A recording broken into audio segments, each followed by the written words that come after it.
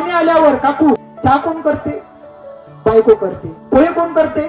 बायको करते. बैठकीत कोण बसते? माणूस घरचा आरोग्य बैठकीत.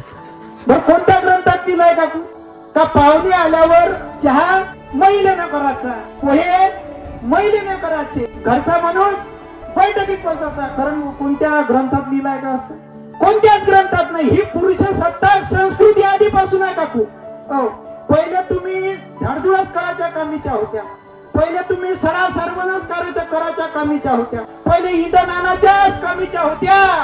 पण या महाराष्ट्रामध्ये, या देशामध्ये एक महिला आणि एक महापुरुष असा जन्माला आला, त्या महापुरुषाने तुमच्यामध्ये डॉक्टर केल्या, इंजिनियर केल्या, कलेक्टर केल्या, IPS अधिकारी केल्या. नवे आमच्या अमरावती जिल्ह्याच्या प्रतिभाताई पाटील या देशाच्या पहिल्या महिला राष्ट्रपती झाल्या. आदिवासी समाजाच्या द्रौपदी मुर्मू जरी त्या बोलत नाही तरी, आदिवासी समाजाच्या द्रौपदी मुर्मू या देशाच्या महिला राष्ट्रपती झाल्या. कोणामुळं?